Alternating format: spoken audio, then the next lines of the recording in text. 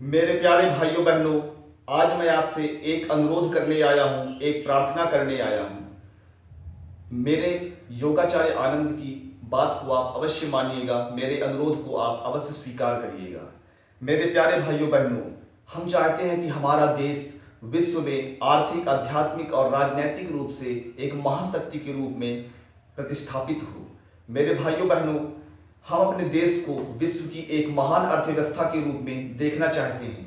मेरे प्यारे भाइयों बहनों, हम चाहते हैं कि हमारे देश की अर्थव्यवस्था विश्व की सबसे बड़ी अर्थव्यवस्था बने। हमारे देश में निर्धनता न हो, हमारे देश में गरीबी न हो, हमारे देश के लोगों का जीवन सुखी हो, खुशहाल हो, सब प्रकार से उन्नत हो। इसलिए मेरे प्यारे भाइयों बहनों, एक विशेष अनुरोध लेकर मैं आपके पास आया हूँ। यह अनुरोध यह है कि आप लोग अपने जीवन में संकल्प लें कि हमेशा स्वदेशी अपनाएंगे, स्वदेशी अपनाएंगे और विदेशी वस्तुओं का उपयोग जितना हो सके मत करिए। उन वस्तुओं का उपयोग करिए जो हमारे देश में पैदा होती हैं। इससे क्या होता है कि आपकी अथक परिश्रम से जो कमाई आप करते हैं वह आपके देश में ही रहेगा, वह देश के बाहर नहीं जा पाएगा।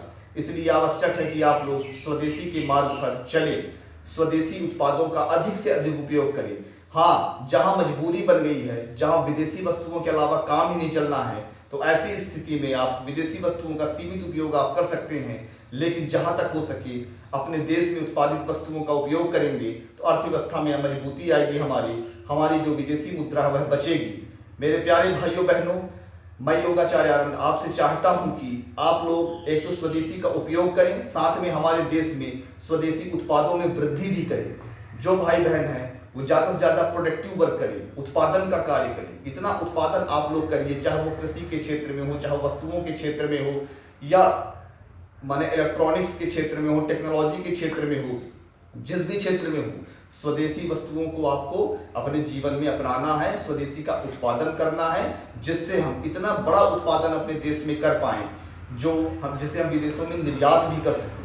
धीरे धीरे करके हमारे देश की अर्थव्यवस्था मजबूत होती चली जाएगी और हम कहीं ना कहीं माने एक मजबूत अर्थव्यवस्था अपने देश को बनाने में सफलता प्राप्त करेंगे।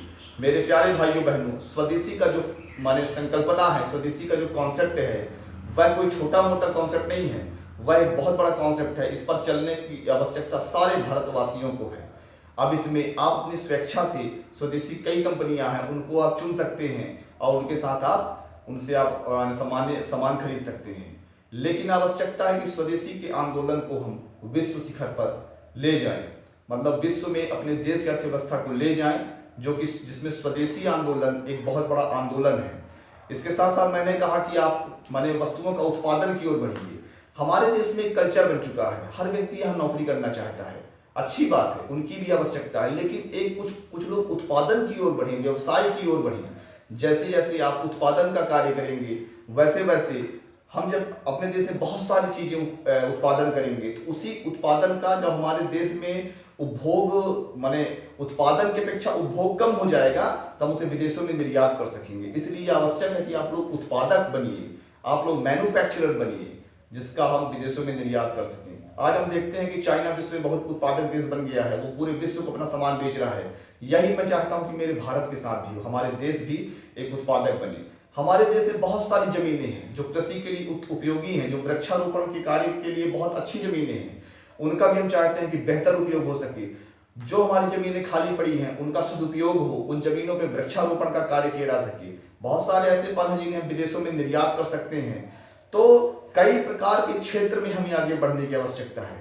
हमारा आचार्य चाणक्य सेवा आश्रम भी इसी संकल्पना में कार्य करता है। वह भारत देश में खाली पड़ी हुई जमीनों में वृक्षारोपण का कार्य करता है, आयुर्वेदिक खेती का कार्य करता है, वह फल फ्रूट उगाने का कार्य करता है, जिसका उत्पादन जब बढ़ाने में सफल हो जाएंगे तो पूरे विश्व में हम निर्यात करके विदेशी मुद्रा प्राप्त कर सकते हैं। मेरे प्यारे भाइयों बहनों, इस स्वदेशी आंदोलन से आप सभी जुड़ेंगे, पूरे श्रद्धा के साथ जुड़ेंगे, राष्ट्रभक्ति के साथ जुड़ेंगे और आप लोग एक दिन देखिएगा कि हमारा भारत विश्व में एक महान अर्थव्यवस्था के रूप में सामने आएगा।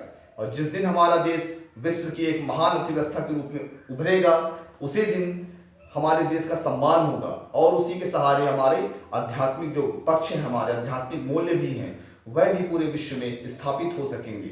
इसलिए अध्यात्म के साथ साथ राजनीति के साथ साथ अर्थव्यवस्था का विकास हमारे लिए परम आवश्यक है।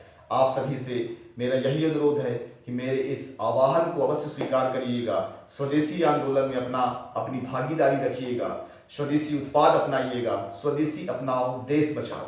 इसी सिद्धांत के साथ आपको जीवन व्यतीत करना है। और मैं योगाचार्य आनंद अपने पूरे देशवासियों के लिए, अपने पूरे देश के लिए मंगल कामना करता हूं। और मैं चाहता हूं मेरा देश विश्व की आर्थिक, आध्यात्मिक और राजनैतिक महाशक्ति के रूप में एक दिन प्रतिष्ठापित हो। यह मानव जीवन हम राष्ट्र की सेवा को समर्पित करते हैं।